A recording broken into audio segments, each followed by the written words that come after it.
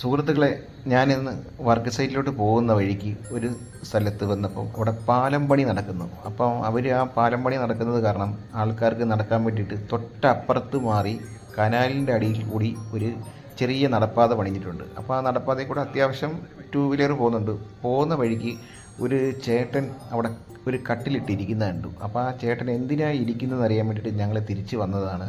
അപ്പോൾ എന്താ സംഭവം അറിയണമല്ലോ, ഒരു പാലത്തിൻ്റെ കീഴിൽ ഒരാൾ ഇങ്ങനെ കട്ടിൽ ഇരിക്കുന്നത് എന്താണെന്ന് അറിയാൻ വേണ്ടിയിട്ടാണ് ഞങ്ങൾ തിരിച്ചു വന്നത്. ഇതിൽ നടക്കാൻ വേണ്ടി മാത്രമാണ് ഇവർ ഈ പാലം പണിഞ്ഞ് വെച്ചിരിക്കുന്നത്. പക്ഷേ അതിനകത്ത് അത്യാവശ്യം ടൂ വീലറൊക്കെ പോകുന്നുണ്ട്. അപ്പോൾ നമ്മൾ അവിടെ പോയി ആ ചേട്ടൻ്റെ കാര്യം ഒന്ന് തിരക്കാൻ വേണ്ടിയിട്ടാണ് പോകുന്നത്. അപ്പോൾ നമുക്ക് ചോദിക്കാം എന്താ ചേട്ടാ അവിടെ ഇരിക്കുന്നതെന്ന്. ഓക്കെ.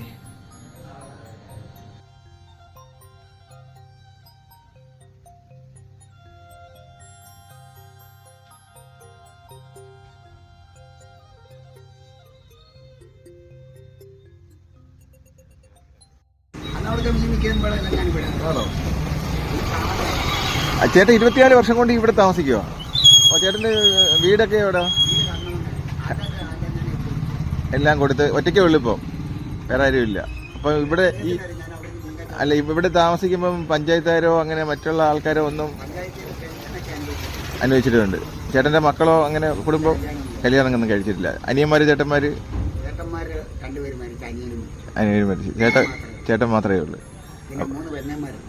അപ്പോൾ ഇത് അല്ല, പഞ്ചായത്തിൽ നിന്ന് ചേട്ടന് ഇതുപോലെ ആരെങ്കിലും ഒരു 5 സെന്റ് സ്ഥലമോ 1 സെന്റ് സ്ഥലമോ ഒന്നും ഉണ്ട്?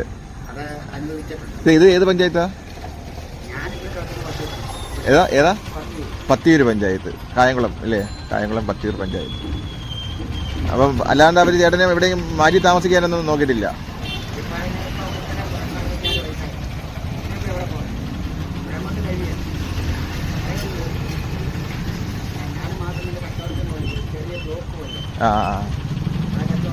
അപ്പൊ രാത്രി ഇവിടെ കിടന്നു കഴിഞ്ഞാൽ അങ്ങനെ പട്ടിശല്യോ കാര്യങ്ങളോ ഒന്നുമില്ല? 24 വർഷം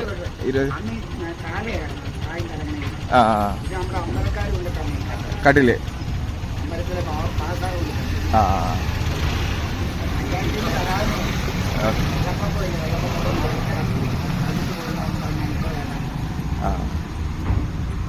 ശരി ചേട്ടാ.